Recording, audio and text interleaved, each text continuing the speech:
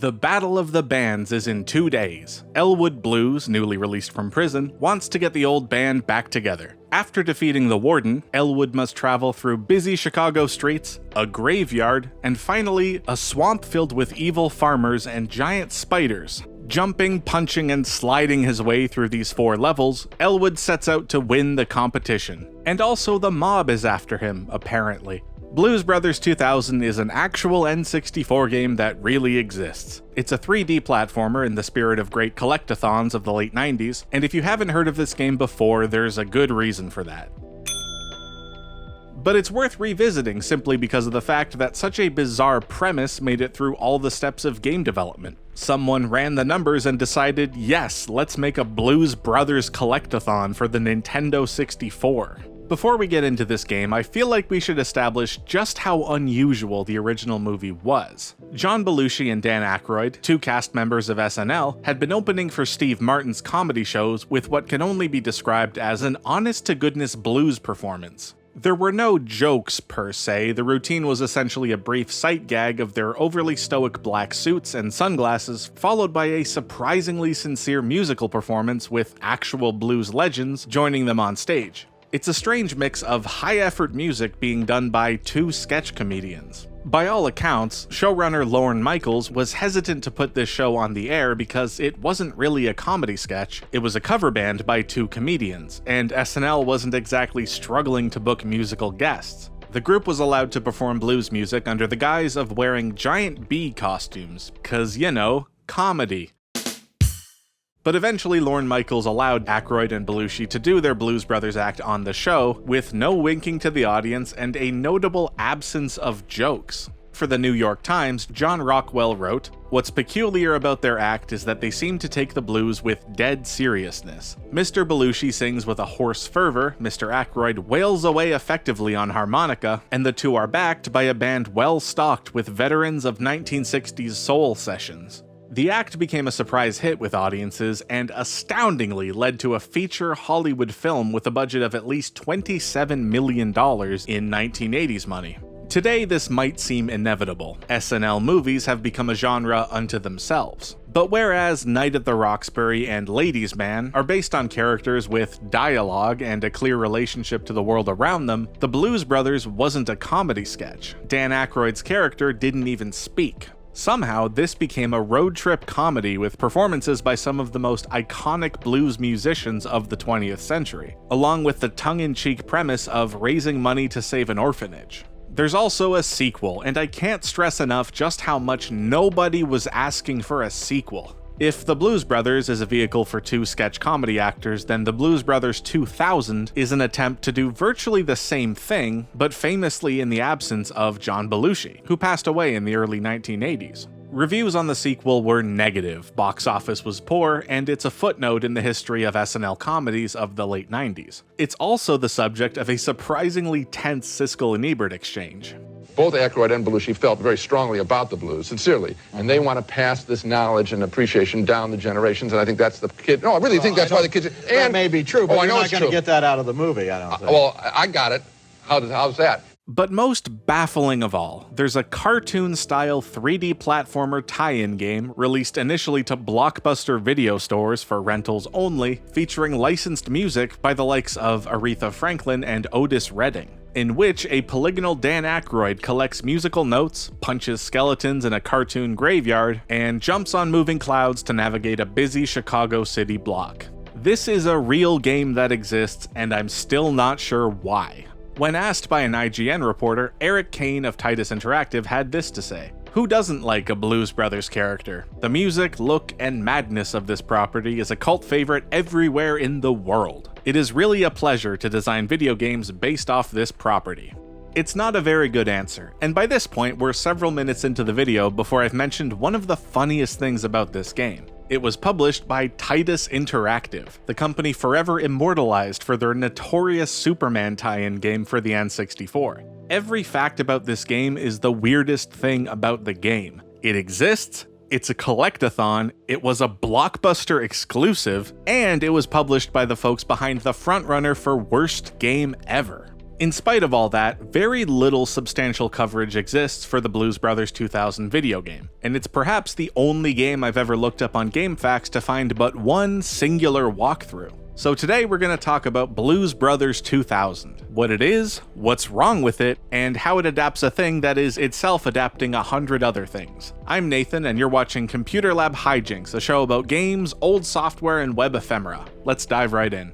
The platforming bits control almost exactly like Mario 64 with a mix of Banjo-Kazooie. Blues Brothers 2000 consists of 4 levels, which the game generously labels worlds, each containing 10 musical notes and 1 musical instrument. The goal is to collect all the trinkets that will allow Elwood to compete in an upcoming Battle of the Bands. The 4 worlds, Prison, Chicago, Graveyard, and Swamp, are all quite long. The prison consists of a cell block with doors that gradually open to reveal minigames and platforming segments, eventually leading to an open prison yard area. Chicago is a series of nearly identical city blocks, with sewer sections where you run away from a giant crocodile, and an open space with cars and food stalls and these moving clouds that you jump on to navigate the area. The Graveyard world, presumably adapted from a relatively brief scene in the movie where Elwood interrupts a funeral before fleeing from gunfire, somehow becomes a Rareware-style spooky forest level with skeletons and giant floating ghost heads, and a Crash Bandicoot-style platforming segment full of man-eating plants and giant swinging axes.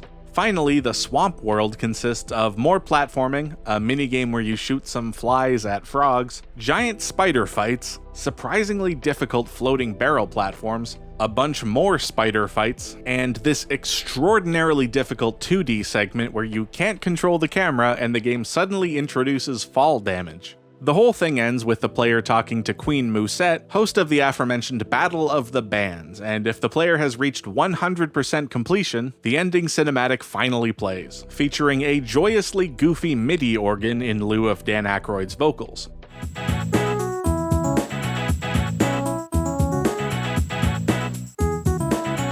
The game also has these infamous rhythm segments that are kind of hard to describe. The notes window flashes gray 3 times before flashing blue, and by the time the blue window has faded, you'll need to have input all the buttons in the sequence in order, but not too early or too late. What separates this from an actual rhythm game like Parappa the Rapper is that the background music doesn't synchronize with the on-screen notes, so it's just a bunch of arbitrary button presses that don't match what you're hearing.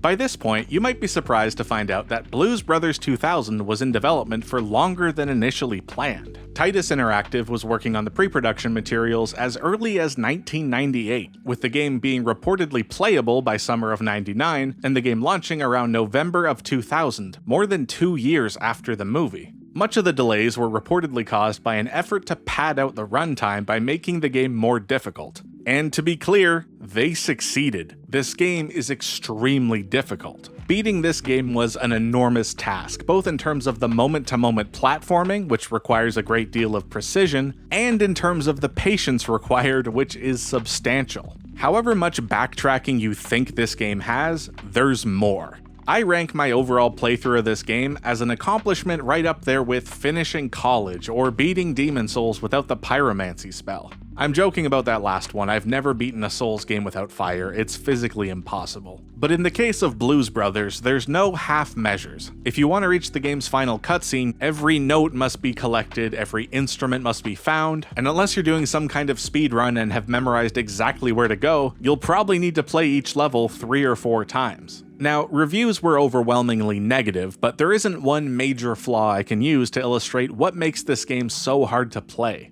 It's 1,000 tiny details that stop your enjoyment dead in its tracks. For example, this one rooftop where you can't jump while running for some reason, the rhythm game segments where the music is actually distracting, the nearly identical city blocks in the Chicago world that make it hard to tell which direction you're going, the way some of the areas don't link together smoothly and you have to approach the in-between warp spots slightly to the left or they don't function at all. the frame rate dipping well below 20 on a regular basis, and the way this 2D-esque platforming area in The Graveyard allows you to pivot the camera left to right with the C buttons, while a similar section in The Swamp doesn't let you control the camera at all, making it very hard to gauge whether you're jumping for a platform or falling to your death.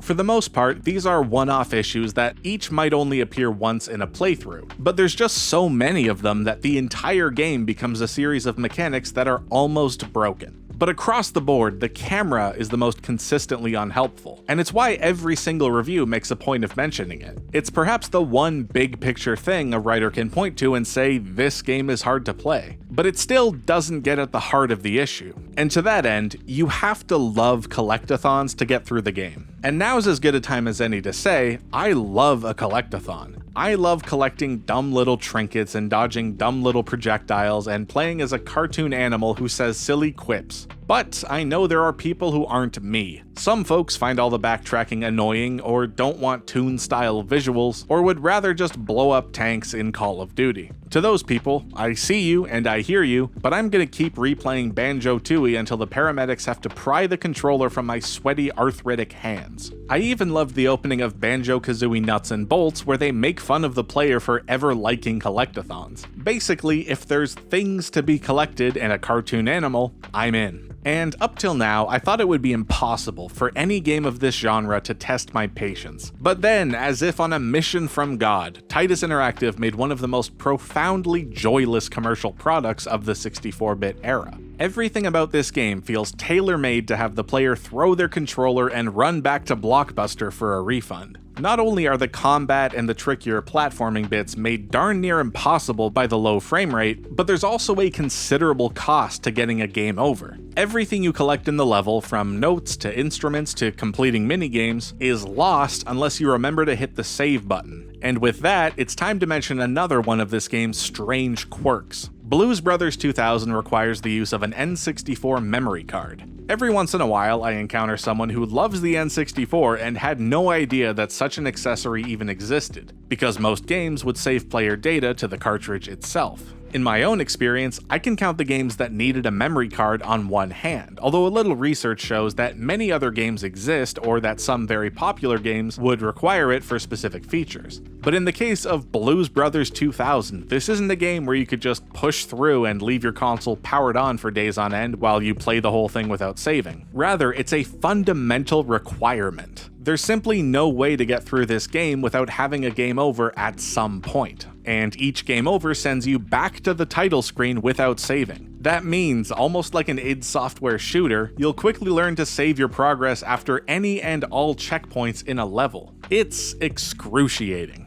In terms of popular reactions, this game enjoys the luxury of hiding in obscurity, with very few YouTube reviews and just a single GameFAQs walkthrough. Issue 135 of Nintendo Power, and apologies for the low-quality scan, made special note of the game's camera controls, which were often frustrating, and the game earns a 6.8 out of 10, citing the background music as the one highlight. And to that point, yes, the licensed tracks are some of the greatest pop songs of the last 100 years, but they can also loop for hours on end, and as anyone who set their favorite song as a morning alarm sound will tell you, sometimes there is too much of a good thing. Going back to the reviews, the Nintendo Official Magazine, a UK-only publication, gave this game an 85%, and astoundingly, all in the same issue where they awarded Pokémon Snap a mere 2 points higher. Their Blues Brothers review ends with, "It's cool, it's funky, and it'll make you wanna dance. There's plenty going on in Blues Brothers 2000, a great platform romp that hasn't quite got Little Mario's magic." And no, I'm not making this up. They used the words great platform romp with the slight qualifier that it wasn't as good as Mario 64. Weirder still, this wasn't even a slow news month. Perfect Dark had just come out with Majora's Mask on the way, and the Pokemon Mew download event was touring the country. I have no idea why this game earned such a positive review from NOM in the same month that a first-party Nintendo game was released. Nor do I understand how a real person could sit down and type the following. The great thing is that a lot of imagination has gone into the brain teasers, so you're bound to have loads of fun solving them. You might very well be asking, what would it take for a game to score less than 85% from the official Nintendo magazine? Does it have to be a genuinely haunted cartridge that starts to invade your waking life, putting messages on the bathroom mirror? I hate to be the guy comparing game scores and turning life into an Excel sheet, but this game earned the same score as Mario Party. Surely a genre-defining classic is not in the same relative league as a licensed tie-in game. What is happening here? Now, I want to wrap up this video by talking about Adaptation. It bears repeating that Blues Brothers 2000 was a weird choice for a tie-in game, and the movie itself is also incredibly strange. It's the sequel to a comedy vehicle for two sketch comedians, but made after one of them had passed away. It also happens to be a movie plotted around the would-be casting of child actor Macaulay Culkin, but with that role significantly pared down after Culkin aged out of the role and had to be recast, leaving a character with almost no dialogue who really shouldn't be in the movie. Blues Brothers 2000 is hard to watch because it doesn't answer the first question of any Hollywood pitch meeting. Why should this movie exist? I was sorry to hear about Jake. Yeah, well, I'm getting the band back together. When we talk about movie tie-in games, on some level we're talking about adaptation theory and the academic subject of appropriation. We live in the era of remix culture, where things are borrowed, modified, and changed, often with no thought to their origins. While I didn't set out to make a video on whether the Blues Brothers as a movie should exist, it is ultimately a film centered around two white guys playing blues music. Daniela Fosler writes, "The blues are a tradition of solo singing developed by African Americans in the United States in the mid to late 1800s that gives the effect of highly personal expression. Early blues often described hard work and sorrow, but they also treated broken relationships, money problems, and other topics, sometimes seriously and sometimes with a wry sense of humor. The lyrics are cast in the first person. The singer creates a speaking persona and a vivid situation with which the listener can identify. For those curious, there's a great essay by Joel Rudnow, which also explores this very topic. As far as this video is concerned, and specifically the Blues Brothers 2000 video game, we're looking at something a couple steps removed from the original movie, which itself spawned derivative works. However you might feel about John Belushi and Dan Aykroyd and whether they should sing blues music, it is undeniably weird to see it adapted into a Collectathon platformer. And it's far from the weirdest adaptation of this franchise. That would undoubtedly be the Drake and Josh episode where they dress up as the Blues Brothers and sing Soul Man to win a local talent show. Anything this genre was supposed to represent is suddenly erased to make way for whatever third act set piece Dan Schneider thought would make a funny episode. I mention all of this to illustrate that there's something deeply weird about this premise. How do we arrive at an American-French co-production with licensed tracks by Aretha Franklin that imitates British game design trends of the 1990s while also ripping off a Japanese rhythm game about rap music? Remix culture is weird, and I'm not sure any of us know how to handle it. But as adaptation theorists tend to argue, each derivative work is its own discrete artifact that gets adapted into other things. Right now, you're watching a video review of an N64 game that adapts the sequel to a 1980 road trip comedy film, which is itself adapted from a musical performance on Saturday Night Live. Again, it's weird that Blues Brothers 2000 exists. I can't stress that enough. This is a weird game based on a weird movie. And so I conclude this video not quite sure what to make of this thing. It's badly made, it's extraordinarily difficult, it's the adaptation nobody asked for, and there's hardly any critical reviews or other media artifacts for us to look at. Most of the game's Wikipedia article had to reference Spanish and German language sources because that's all there was. When I first saw this game on ROM sites of the mid-2000s, I didn't even know that a Blues Brothers sequel film existed, much less a Collectathon tie-in game. And I assumed this was some obscure high-effort ROM hack of Banjo-Kazooie. But it's not. It's a commercial game that was in development for 2 years, the product of real human labor, made by a company known for some of the worst output in the entire game's medium, with undoubtedly expensive music licenses that will forever ensure this thing never sees another release. Much as we're all clamoring for that Nintendo Switch Online announcement, it simply isn't going to happen. If you want a challenge and have all the patience in the world and you'll play any Collectathon no matter what, then this game might provide a few hours of novel amusement. But if you're literally anybody else, this is a game to avoid. It's full of glitches and bad camera controls and a nonsensical rhythm game section where the music doesn't match the gameplay. But this cartridge is staying in my collection forever, as a conversation piece only, and for the bragging rights of having achieved 100% completion on a nearly unbeatable game. It was torturous, and involved more backtracking than I care to admit, but I made it through Blues Brothers 2000, and in my mind, that's an accomplishment for the ages. Thank you for watching Computer Lab Hijinks. This was an amusing game to finally sit down and play, if only for shock value, and it's certainly the most bizarre topic we've covered on this channel. I'm Nathan, telling you to keep your files safe, keep your passwords managed, and for goodness sake, don't click on any strange links. We'll see you in a week.